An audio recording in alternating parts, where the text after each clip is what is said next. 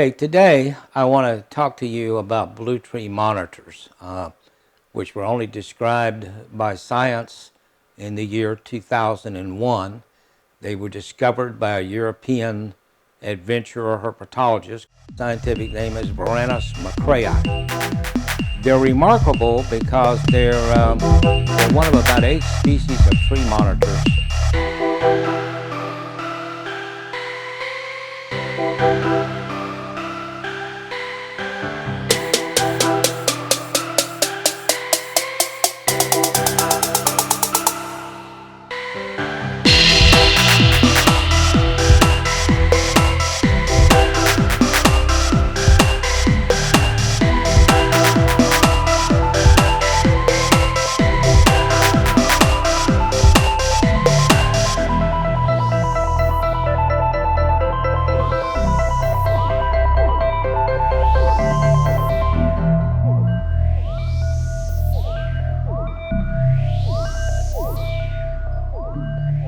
Okay, today I want to talk to you about blue tree monitors, which were only described by science in the year 2001. They were discovered by a European adventurer herpetologist called Duncan macraei, and it was named after him. The scientific name is Varanus macraei.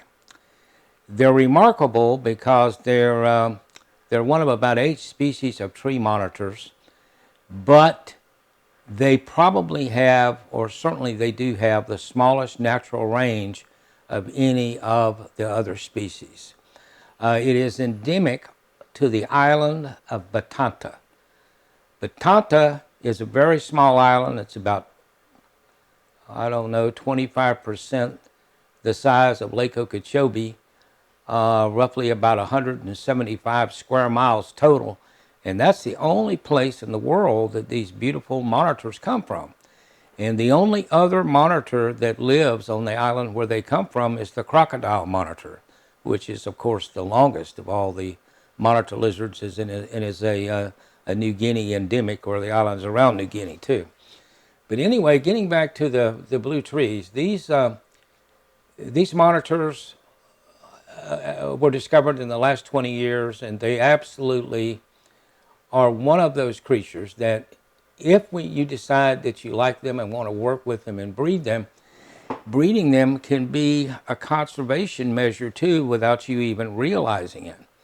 Years and years ago, I coined a phrase, and I said conservation through commercialization. And while that works for a lot of kinds of reptiles, particularly it has worked in all the crocodilians with all the commercial alligator and crocodile farms, it can also work on other animals as well. And this is one of those animals. Today axolotls exist primarily because of the aquarium trade. If it weren't for them, they would, and I believe are extinct in the wild and have been for some time in any measurable numbers anyway, if any exist at all. And the same can be true with the blue tree monitors over time, because it's an insular animal living in a very small island, and any sort of development, pollution, volcanic explosion, anything could seriously imperil the populations of these lizards. They are also used internally, like all monitor lizards are used all over the world, and they are heavily sought after in the pet trade. So by breeding these animals in captivity, not only do you have a beautiful monitor lizard that is small enough that you can actually provide for it in a very humane way, even if you live in an apartment, because they only reach about 3 feet or 1 meter in length. And by the same token, you're taking pressure off the wild populations because you're producing captive bred youngsters. And the price of them, they're quite expensive, several $1,000s for one that is legitimately USA captive bred. It makes it a worthwhile project to do, providing you like the lizards. Blue tree monitors, like all of the tree monitors, are highly intelligent and are able even to solve minor problems, such as if you put crickets in a test tube, they'll look in the test tube and then almost immediately stick their hand down and pull the crickets out with their hand and eat them.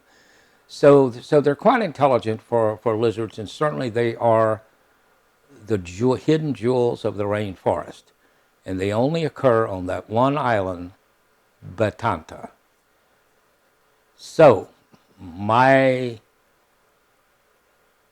recommendation is that tree monitors overall lend themselves to captive herpetoculture because they don't get too big and they're not really very dangerous. And by the same token, you can achieve something from a conservation standpoint without even trying, by taking pressure off the wild populations. What's not to like? Thank you. Green tree monitors.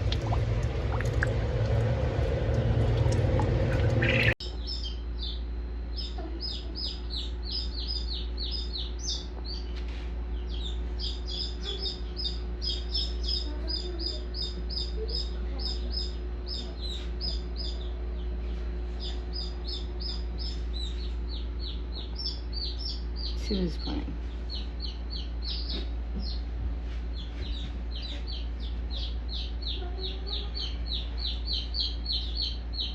Let me feed you up. Let me grab.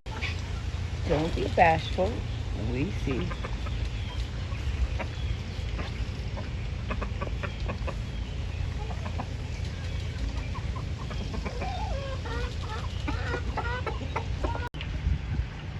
Breeding blue tree monitors. You.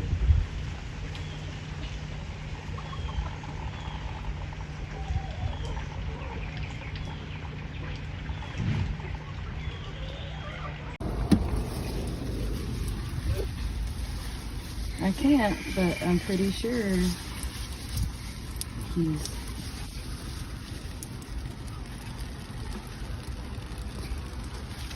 Oh, you gotta move your hand.